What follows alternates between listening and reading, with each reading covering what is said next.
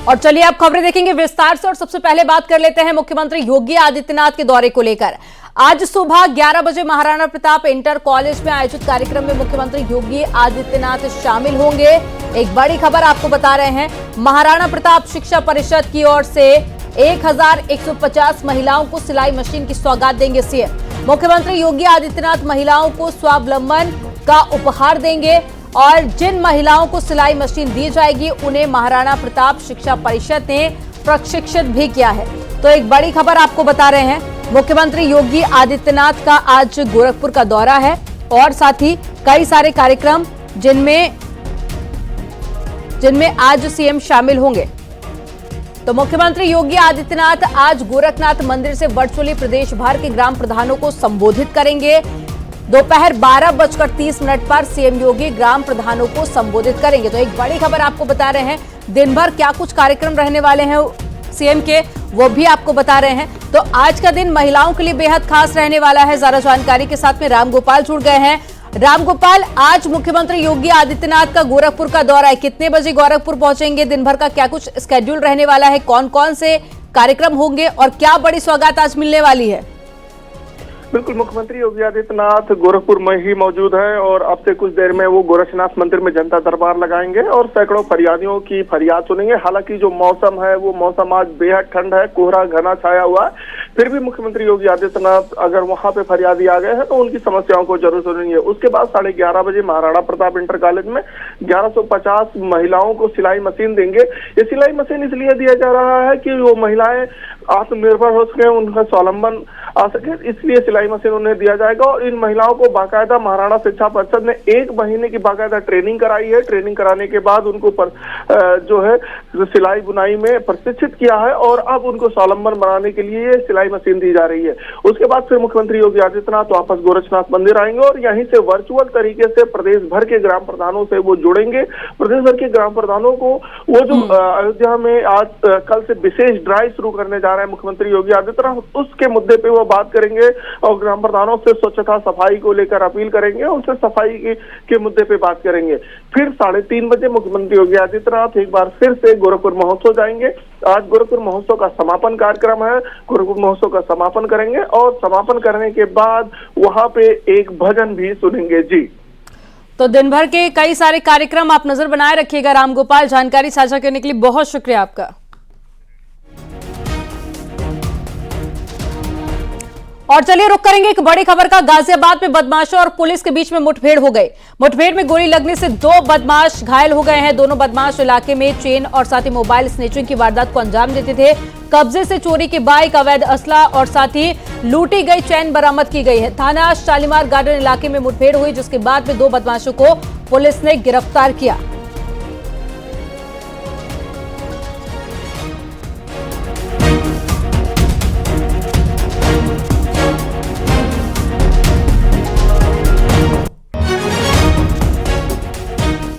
लखनऊ में निशान पार्टी का आज बड़ा कार्यक्रम होना है, जिसमें दोनों डिप्टी सीएम और साथ ही केंद्रीय मंत्री भूपेंद्र यादव शामिल होंगे। दोपहर 12 बजे रमाबाई अंबेडकर मैदान में पार्टी का कार्यक्रम है। निशान पार्टी के 11वें संकल्प दिवस पर केंद्रीय मंत्री भूपेंद्र यादव, यूपी बीजेपी अध्यक्ष भूपेंद्र चौधरी और डिप्टी सीएम केशव प्रसाद मौर्य और डिप्टी सीएम ब्रजेश पाठक, अपना दल एस नेता और साथ ही मंत्री आशीष पटेल, सुभाष सपा अध्यक्ष ओम प्रकाश राजभर समेत कई बड़े दिग्गज नेता शिरकत करेंगे।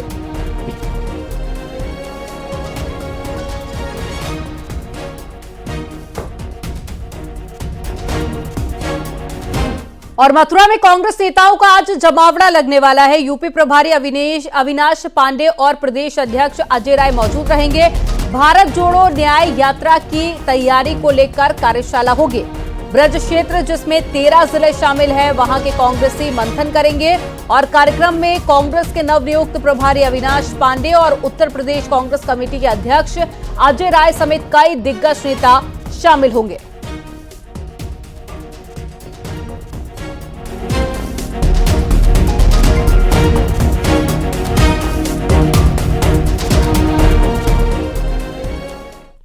दिल्ली में इंडी गठबंधन नेताओं की आज वर्चुअली बैठक है और आज की वर्चुअली बैठक कई मायनों में अहम मानी जा रही है। बैठक में सीट बंटवारे को लेकर चर्चा हो सकती है। साथ ही सीट शेयरिंग को अंतिम रूप भी दिया जा सकता है। आपको बता दें कि सुबह 11:30 बजे ये वर्चुअली मीटिंग होगी। हालांकि इससे पहले भी बैठक हुई थी, लेकिन कोई सहमति नहीं बनती हुई नजर आई। लेकिन अब माना जा रहा है कि आज जब 11:30 बजे ये बैठक होगी तो आज सीट शेयरिंग को लेकर स्थिति साफ होती हुई नजर आ सकती है।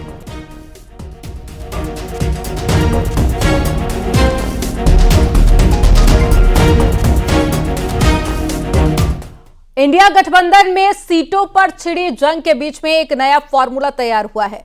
हालांकि इस फॉर्मूले में कितना दम है इस पर कुछ कहा नहीं जा सकता, लेकिन यूपी में इंडिया गठबंधन के साथियों ने जो बीच का रास्ता निकाला है उस पर सिर्फ कांग्रेस की सहमति का इंतजार। एक रिपोर्ट आपको दिखाते हैं।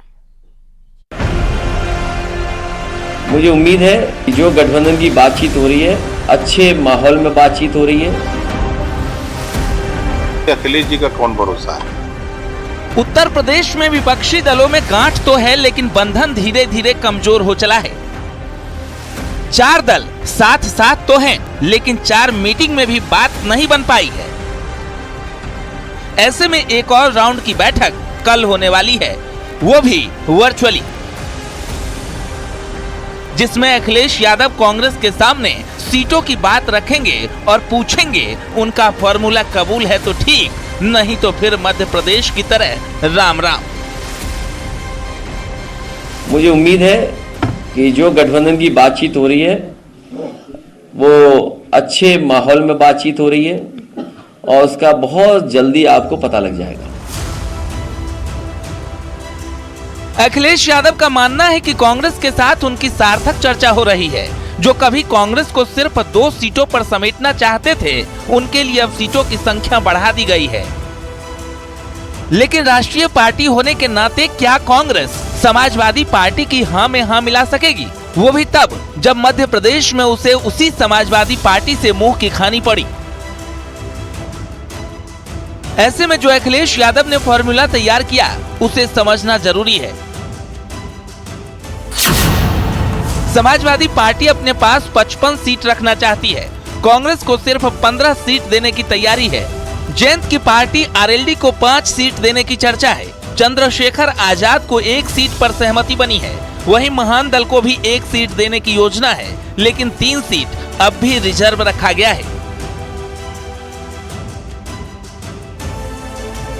दरअसल सीटों का ये फॉर्मूला अखिलेश यादव का है, जिस पर अब कांग्रेस से बातचीत चल रही है, लेकिन अभी तक कोई फाइनल फैसला नहीं लिया गया।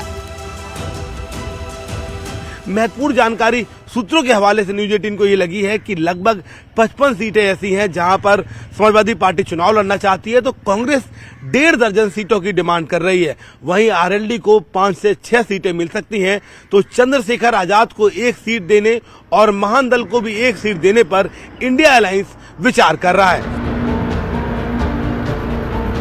इन सब के अलावा समाजवादी पार्टी ने रिजर्व सीट उन छोटे छोटे दलों के लिए बचा रखी है जिन्हें गठबंधन में शामिल करने की रणनीति है। उसमें सबसे पहला नाम ओम प्रकाश राजभर का है, जिन्हें गठबंधन का हिस्सा बनाने के लिए अब समाजवादी पार्टी पूरी ताकत झोंक चुकी है। जानकारी है कि ओपी राजभर को मनाने की कोशिश चल रही है। राजभर की डिमांड पूरी करने की बात हो रही है। राजभर जाएंगे तो 3 सीट देने को सपा राजी है। सूत्रों से मिली जानकारी के मुताबिक अब राजभर को भी साथ लाने की कोशिश हो रही है, लेकिन राजभर बीजेपी को छोड़कर जाने को तैयार नहीं। कि अखिलेश जी का कौन भरोसा है? 2 बार गठबंधन किए, बसपा से तो नहीं टिक पाए, 2 बार कांग्रेस से किए नहीं टिक पाए, 2 बार आरएलडी से किए नहीं टिक पाए, निषाद पार्टी से किए नहीं टिक पाए, ओम प्रकाश राजभर भारतीय समाज पार्टी से किए नहीं टिक पाए। तो जब उनका खुद नहीं भरोसा है तो मायावती जी की क्या बात कर रहे हैं?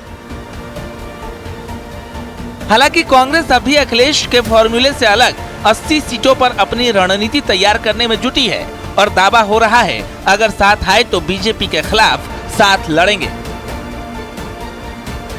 सभी राजनीतिक दल उत्तर प्रदेश की सभी सीटों पर तैयारी कर रहे हैं। कांग्रेस पार्टी भी कर रही, समाजवादी पार्टी भी कर रही, दूसरे भी कर रहे हैं, क्योंकि जो भी इंडिया गठबंधन का प्रत्याशी हो उसको सभी राजनीतिक दल के नेता कार्यकर्ता लड़ाएं। ये पहले भी कई गठबंधन हुए हैं, 2019 में भी इनका सबका गठबंधन था, तब भी हम 303 सीट लेकर के और एनडीए 330 सीट लेकर के हमने सरकार बनाई थी। अब भी ये, क्योंकि जनता में इनकी क्रेडिबिलिटी समाप्त हो गई है सबकी। ऐसे में अखिलेश यादव जिस तरह अपने इशारे पर कांग्रेस को गोल गोल घुमा रहे हैं और 80 सीटों पर तोलमोल कर रहे हैं, ऐसे में कांग्रेस समाजवादी पार्टी से गठबंधन जारी रखेगी या फिर समाजवादी पार्टी के साथ मजबूरी वाला करार होने वाला है, अब ये बड़ा सवाल है। Bureau report, news 18।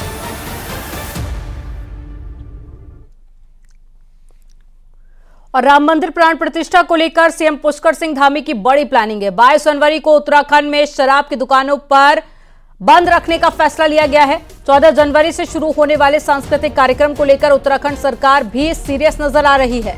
तो 22 जनवरी को यानी कि प्राण प्रतिष्ठा वाले दिन पहाड़ पर शराब की सभी दुकानें बंद रहेंगी। एक बड़ी खबर आपको बता रहे हैं, इससे पहले अयोध्या में मीट की दुकानें बंद रखने का फैसला लिया गया था और अब जानकारी मिल रही है कि उत्तराखंड में सभी शराब की दुकानें 22 जनवरी जिस दिन राम मंदिर की प्राण प्रतिष्ठा होनी है उस दिन बंद रहेंगी।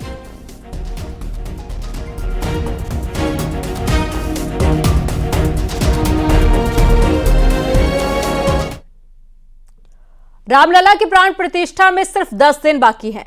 इससे पहले प्रधानमंत्री मोदी और सीएम योगी राम भक्तों के नाम संदेश दे रहे हैं।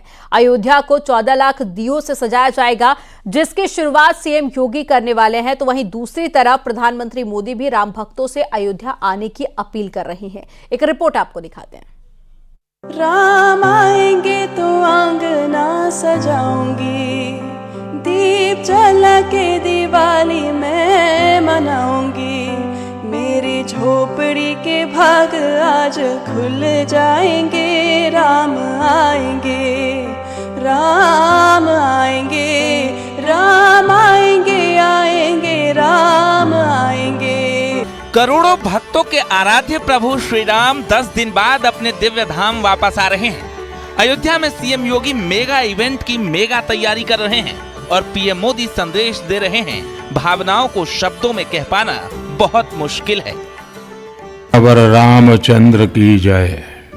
मेरे प्यारे देशवासियों, राम राम। जीवन के कुछ क्षण ईश्वरीय आशीर्वाद की वजह से ही यथार्थ में बदलते हैं।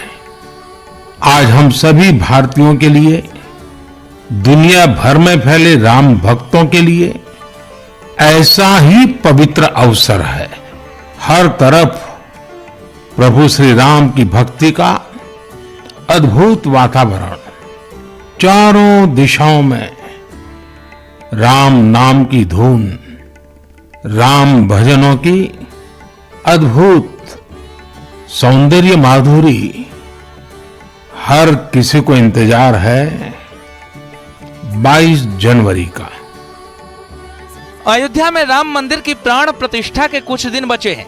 देश में हर तरफ इसको लेकर तैयारियां जोरों पर हैं।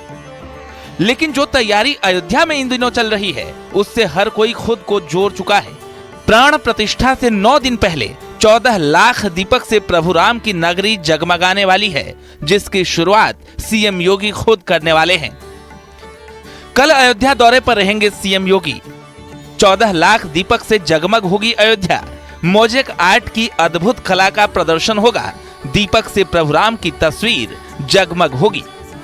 दरअसल अयोध्या में प्राण प्रतिष्ठा समारोह यूपी के लिए ग्लोबल ब्रांडिंग का सुनहरा मौका है। इसके लिए पुख्ता और बेहतरीन इंतजाम किए जा रहे हैं।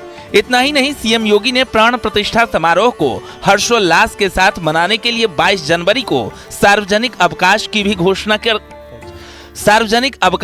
घोषणा कर दी है। इस दौरान प्रदेश के सभी सरकारी दफ्तर और शैक्षणिक संस्थान बंद रहेंगे। शराब की दुकानें भी नहीं खुलेंगी। 22 जनवरी के लिए स्कूल कॉलेजेस के अलावा हमारे प्रदेश में हम सार्वजनिक अवकाश रखेंगे। पूरे प्रदेश में सार्वजनिक अवकाश होंगे, लेकिन सार्वजनिक अवकाश शासकीय कार्य के हो सकते हैं, लेकिन उस दिन हमारा प्रयास होना चाहिए कि हर एक जगह सुबह सुबह पहले स्वच्छता का एक कार्यक्रम चला लें।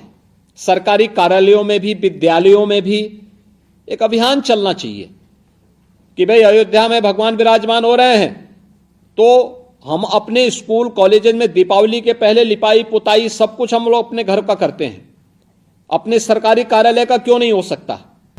भव्य दिव्य नव्य अयोध्या के सपने को साकार करने के लिए योगी सरकार हर वो कोशिश कर रही है जिसकी झलक 22 जनवरी को दिखेगी। उससे पहले अयोध्या हर दिन हर पल महोत्सव की शक्ल ले चुका है, जिसे यादगार बनाने के लिए अब 14 लाख दीपक जलाने की तैयारी की गई है और इसका शुभारंभ सीएम योगी खुद करने वाले हैं, क्योंकि राम शब्द, राम अर्थ, राम ही परमार्थ है, राम कर्म, राम भाग्य, राम ही पुरुषार्थ है। Bureau report, news 18। राम आएंगे तो आंगना सजाऊंगी, दीप जला के दिवाली मैं मनाऊंगी, मेरी झोपड़ी के भाग